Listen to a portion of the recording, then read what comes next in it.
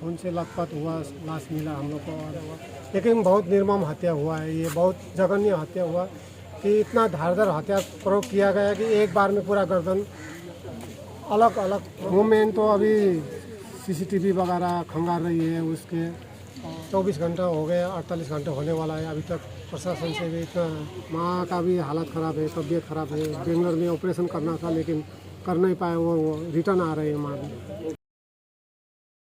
सिलीगुड़ी पुष्पा हत्याकांड ने पूरे शहर में सनसनी मचा दी है। बताया गया है कि बड़ी प्लानिंग के साथ इस घटना को अंजाम दिया गया है, इसलिए पुलिस युवती की हत्या करने वाले हत्यारे के चक्रव्यूह को भेद नहीं पा रही। पुलिस की हर कोशिश एक अंधेरे गली में जाकर समाप्त हो रही है, क्योंकि इस मामले में पुलिस को पुष्पा की हत्या करने का मोटिव तो मिला है, लेकिन ना तो पुष्पा की खोई हुई मोबाइल पुलिस के हाथ लग सकी है और ना ही हत्या में इस्तेमाल किया गया हथियार। घटना को 2 दिन बीत चुके हैं, लेकिन ब्यूटी पार्लर में काम करने वाली 25 वर्षीय पुष्पा की हत्या किसने की, इस सवाल का जवाब अभी तक नहीं मिल पाया है। गौरतलब है कि बीते शुक्रवार को सिलीगुड़ी नगर निगम के 43 नंबर वार्ड अंतर्गत लोअर भानुनगर इलाके में एक घर के अंदर से मालबाजार निवासी 25 वर्षीय पुष्पा छेत्री नामक एक युवती का गला कटा हुआ शव बरामद किया गया था। आपको बता दें कि पुष्पा 3 साल पहले सिलीगुड़ी में काम के सिलसिले में आई थी। सिलीगुड़ी में वो ब्यूटी पार्लर में काम करती थी। वहीं पुष्पा छेत्री हत्याकांड मामले के 48 घंटे बीत जाने के बाद भी सिलीगुड़ी मेट्रोपॉलिटन पुलिस को कोई सफलता नहीं मिल पाई है। हालांकि पुलिस को पता चला है कि पुष्पा छेत्री का एक युवक के साथ प्रेम संपर्क था, लेकिन पुष्पा का प्रेमी पहले से ही शादीशुदा था। ये बात पुष्पा को हाल ही में पता चली थी, जिसके बाद दोनों के रिश्ते में कड़वाहट पैदा हो गई थी। इसलिए इस प्रेम प्रसंग वाले एंगल से भी पुलिस जांच कर रही है। पुलिस पुष्पा के प्रेमी से संपर्क करने की कोशिश कर रही है। अब देखने वाली बात यह होगी कि आखिर कब पुष्पा हत्याकांड से राज उठेगा, कब पुष्पा को न्याय मिलेगी और कब आरोपी के चेहरे से नकाब उठेगा। सर ये तो निर्मम हत्या हो गया है, और उसके रूम में कोई घुस के निर्मम हत्या कर दी 7 तारीख की नाइट में। अब हम लोग को पता चला, लेट पता चला कि 24 घंटा हो गया, 48 घंटे होने वाला है। अभी तक प्रशासन से भी इतना, जितना वो उम्मीद था उतना नहीं दिख रहा है। और हम ये अपील करते हैं कि प्रशासन लोग थोड़ा सा इसको तेज़ी लाए और हत्यारा को ढूंढ के पुष्पा छेत्री और परिवार को न्याय मिले।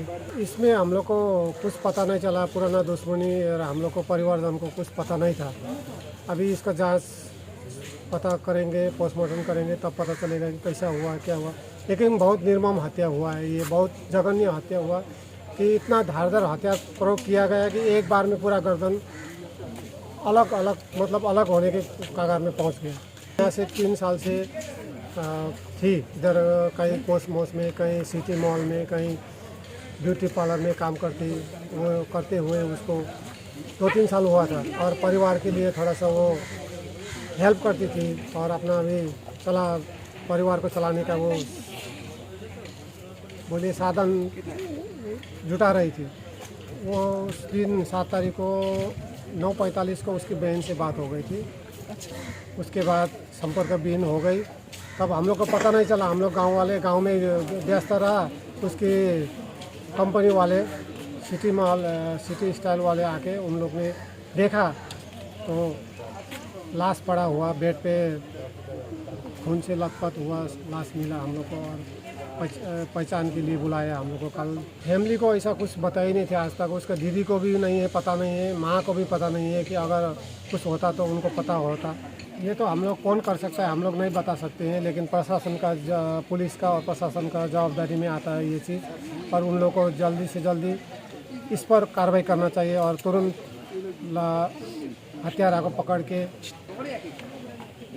पुष्पा को और परिवार को न्याय मिलना चाहिए। कंप्लेन हम लोग भक्तिनगर थाना में FIR किए हैं, नॉर्मल FIR किए हैं। अभी उसमें जैसे पोस्टमार्टम रिपोर्ट आएगा उसके बाद एड ऑन होगा तो हम लोग करेंगे उसमें। पुलिस तो हम लोग जांच कर रहे हैं, हम लोग अपना इन्वेस्टिगेशन चला रहे हैं। आप लोग धैर्य रखें, हम लोग न्याय देंगे, न्याय के लिए हम लोग लड़ेंगे बोल रहे हैं और उम्मीद भी है वो करेंगे।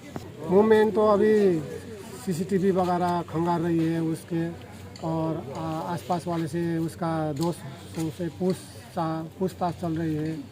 इसे चल रहा है। अभी तक कुछ ठोस प्रमाण तो मिला नहीं। हम लोग परिवारजनों को इसका पता नहीं था, हो भी सकता है आजकल का हो सकता है, लेकिन हम लोग को पता नहीं। दिवाली के बाद वो दिवाली में पूरा दिवाली मनाई, इसके बाद में 5 तारीख को इधर आई थी। करना तो अब चाहती थी कि कुछ न कुछ परिवार धानने की कोशिश करे। अब गरीब परिवार से है तो कुछ न कुछ माँ बाप के लिए सहारा बने, वो चाहती थी। पढ़ा लिखा हुए थे। अभी माँ पिताजी गाँव में ही है और माँ का भी हालत ख़राब है, तबीयत ख़राब है। बेंगलोर में ऑपरेशन करना था लेकिन कर नहीं पाए, वो रिटर्न आ रही है माँ भी। अभी तक हम लोग के जेल में नहीं आ रहा है ये चीज़। हो सकता है अभी इन्वेस्टिगेशन में ही आएगा, हम लोग अभी कुछ नहीं बता पा रहे हैं। और हम लोग न्याय की मांग कर रहे हैं कि हत्यारा को जल्दी से जल्दी पकड़ा जाए और न्याय मिले बच्चों को। हम लोग को न्याय मिल जाए।